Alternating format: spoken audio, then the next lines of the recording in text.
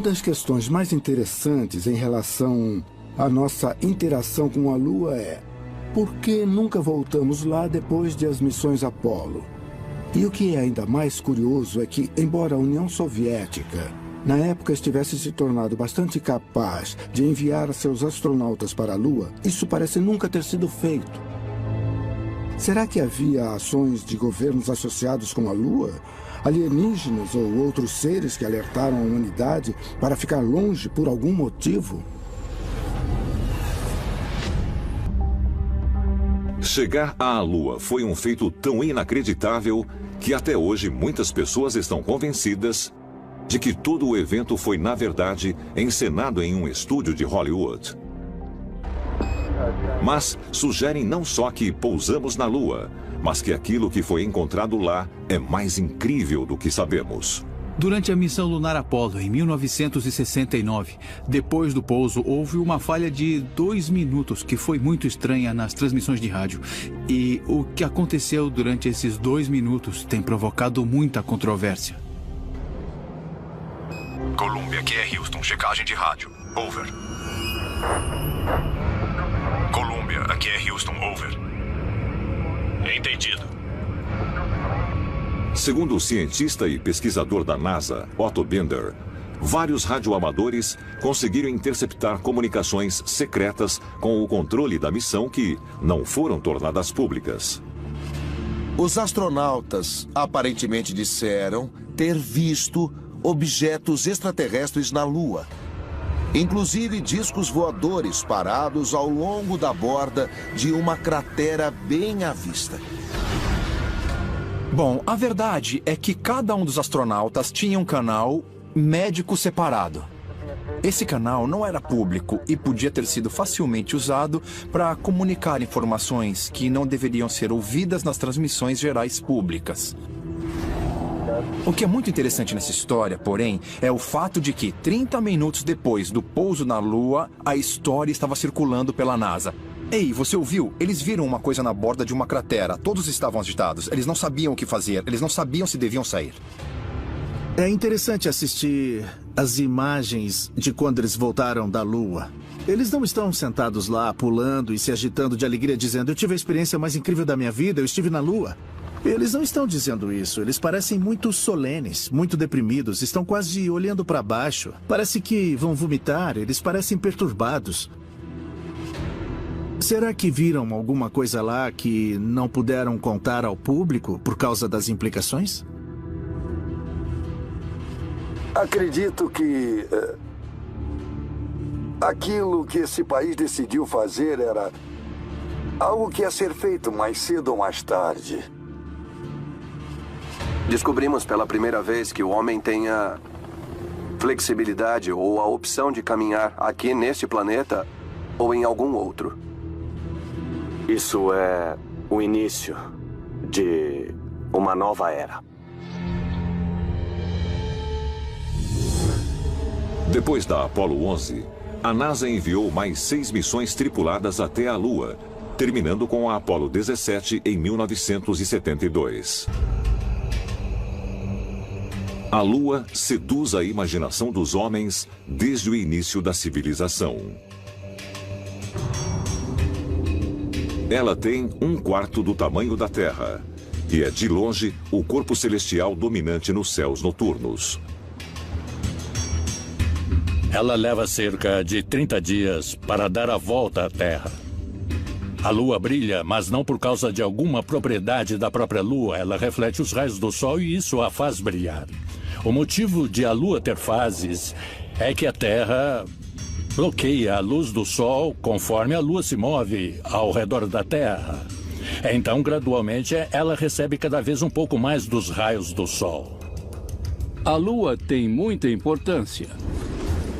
Ela causa as marés que ajudaram na transição da vida do oceano para a terra firme. Ela também estabiliza a inclinação da Terra em relação à sua órbita. Sem a Lua, as influências gravitacionais poderiam fazer os polos dos planetas oscilarem de um lado para o outro, como um marinheiro bêbado.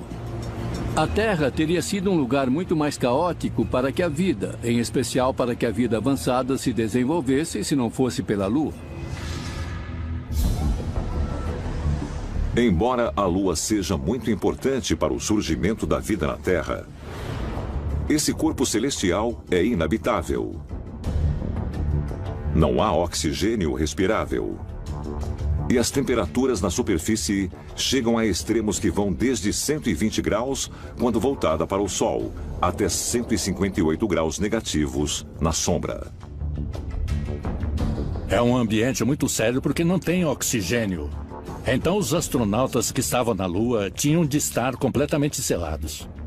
A gravidade da superfície, que é o que realmente conta se você for até lá, é de 1/6 da gravidade da Terra. E é por isso que quando se vê aquelas imagens granuladas dos primeiros astronautas, eles parecem estar pulando e a Lua não tem nenhuma atmosfera.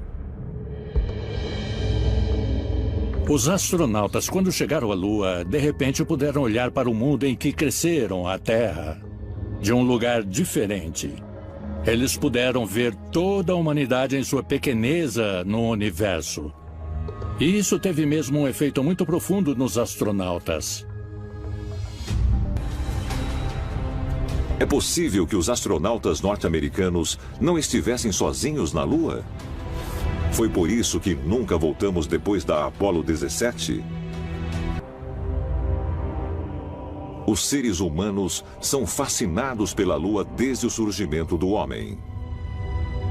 E embora muitas teorias tenham sido propostas, os cientistas não podem dizer com certeza absoluta como esse objeto celestial se formou. Há algumas pessoas que pensam que, com o incidente em Roswell, o governo americano estabeleceu comunicação com seres extraterrestres. Há alguns que pensam que só estabelecemos tal contato após as missões Apollo. E há outras pessoas que pensam que não temos nenhum contato direto com espécies extraterrestres. Minha crença pessoal é de que em algum ponto do caminho a NASA teve uma linha direta com os ETs. Mas se a NASA possuía evidências de vida extraterrestres, o que ela está escondendo? Parece que tem um objeto bem na sua frente, Mark. Pode dar uma olhada lá? Parece que está na direção de 10, 11 horas.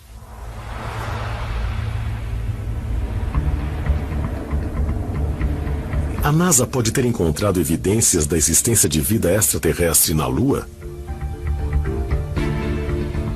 E pode haver mais provas da presença alienígena como a testemunhada por astronautas no ônibus espacial e na Estação Espacial Internacional? –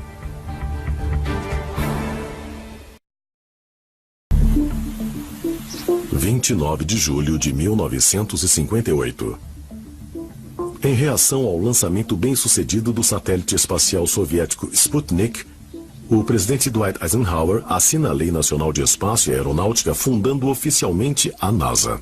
A NASA foi formada em 1958, parcialmente a partir de uma agência já existente no governo chamada de NACA, que lidava com aeronáutica, e depois com o início do programa espacial que se desenvolvia no Exército e na Força Aérea. A NASA foi fundada para levar os Estados Unidos ao espaço e para ser um concorrente na nova direção que a humanidade seguia, explorando o espaço e o sistema solar. O presidente e o Congresso fundaram a NASA como parte do Departamento de Defesa. O motivo oficial era evitar que os soviéticos roubassem tecnologia americana. Mas alguns acreditam que o verdadeiro motivo para essa confidencialidade não era esconder informação dos soviéticos, mas esconder o segredo do público americano. Muitas pessoas têm a ideia de que a NASA é uma agência civil de ciência, mas ela não é. A lei do Congresso que a criou diz que tudo o que eles descobrirem é sujeito a sigilo e deve ser mantido em segredo e longe do povo americano. O relatório Brookings, que foi comissionado pela NASA logo depois da própria NASA ser criada, foi criado essencialmente para decidir o que a NASA deveria fazer se eles fizessem mesmo algum tipo de contato extraterrestre. Se encontrassem artefatos na Lua ou em Marte, ou se tivessem contato direto com uma inteligência superior, o que deveriam fazer?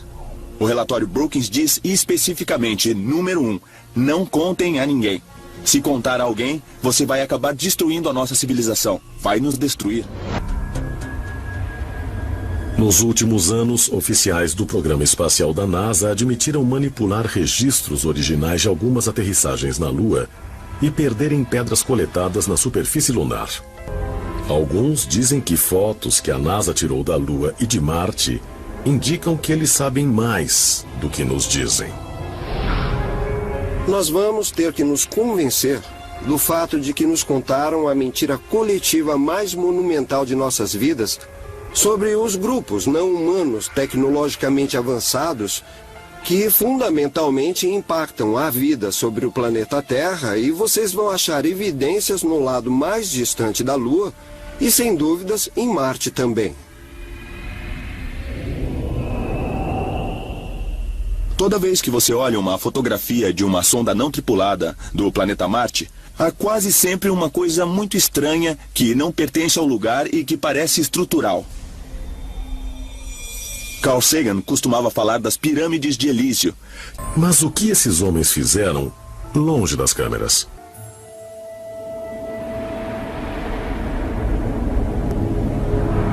De acordo com registros da NASA, a área da Lua chamada de Mar da Tranquilidade foi escolhida para a primeira aterrissagem por ter uma superfície plana.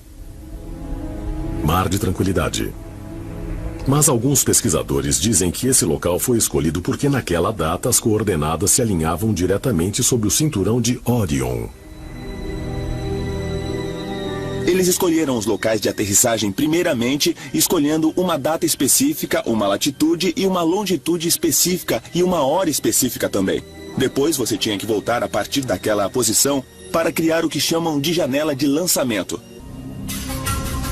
Para os antigos egípcios, aquela constelação era uma corporificação do grande deus Osíris. Sírius era a representação de sua esposa, de sua irmã e de sua consorte Ísis. Juntos, aqueles dois essencialmente comandavam os céus. E a vida do povo egípcio era ditada pela rotação, pelo movimento e pela localização daqueles dois objetos celestiais nos céus. A Apollo 11 aterrissou num dia específico e numa hora específica, quando as 3 estrelas do cinturão de Orion estavam no horizonte. Naquela hora, 33 minutos depois de aterrissar, Buzz Aldrin, o segundo homem a pisar na Lua, um maçom de rito escocês de 33º grau, executou uma cerimônia a bordo do módulo lunar com Neil Armstrong. O que eles fizeram foi versar vinho em cálices, partir um pão e fazer essencialmente o que chamamos de cerimônia de comunhão. O interessante da cerimônia de comunhão é que, apesar de ser católica, ela tem origens num ritual mais profundo e mais antigo, que era uma oferenda ao deus Osíris. Então eles fazem essencialmente uma oferenda a Osíris. Eu acho que é por isso que eles aterrissaram naquela data e horário. Certos rituais têm que ser realizados em certos momentos em que essa conexão com a inteligência não humana pode acontecer. Os sacerdotes de nossos ancestrais, através da tecnologia ou através de certos meios, era a classe de pessoas que faziam contato com essa inteligência não humana. E eles foram treinados a fazer como os cientistas de hoje são treinados, para serem as pessoas que vão para o espaço.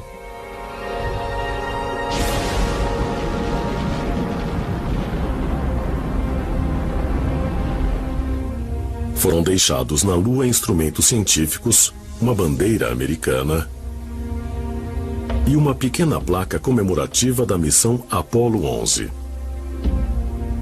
Mas outros itens também foram deixados, como uma sacola contendo uma réplica em ouro de um ramo de oliveira e um disco de silicone com mensagens gravadas de paz e boa vontade de 73 líderes mundiais. Por que essas mensagens simbólicas foram mandadas para o espaço? Quem a NASA esperava encontrar na Lua? Quando falamos das missões Apollo na Lua, há uma teoria que sugere que cidades inteiras podem existir no lado negro da Lua. Cidades que a NASA sabia que existiam.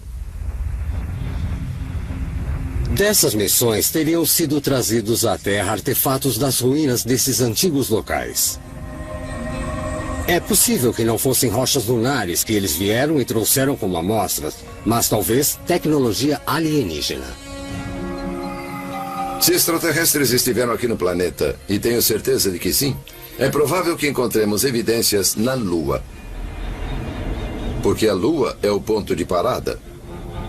Você tem uma nave-mãe e precisa por combustível. Seja lá o que for, pode ser matéria-prima, podem ser pedras, urânio, pode ser o que for, está na superfície da Lua. Então faria sentido encontrarmos indicações na Lua, indicações tecnológicas de que alguém esteve aqui.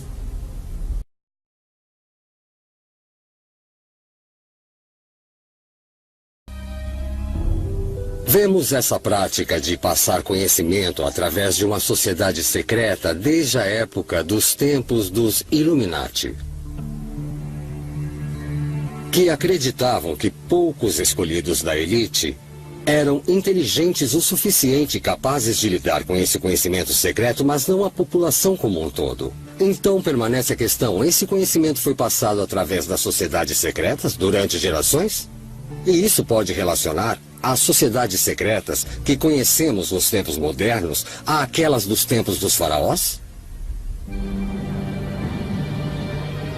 Como os antigos egípcios, os pais fundadores da NASA partilhavam da crença de que os humanos descendem de seres extraterrestres.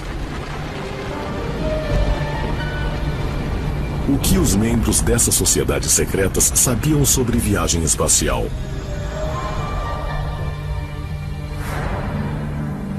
E como os antigos influenciaram seu trabalho? Aqueles que suspeitam que os oficiais da NASA operavam uma missão secreta apontam para o uso repetido do número 33. Um número simbólico extremamente importante em sociedades secretas.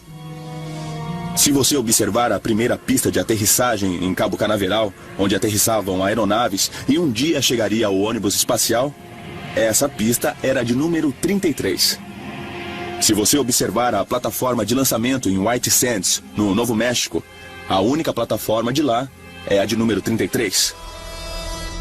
Então, esse número parece estar envolvido diretamente com a NASA várias e várias vezes, e o fato de ser conectado à maçonaria faz você pensar se não há talvez outro simbolismo mais profundo nisso tudo. Aqui é Houston. Vocês vão aterrissar. Câmbio 213 metros, 21 em 33 graus.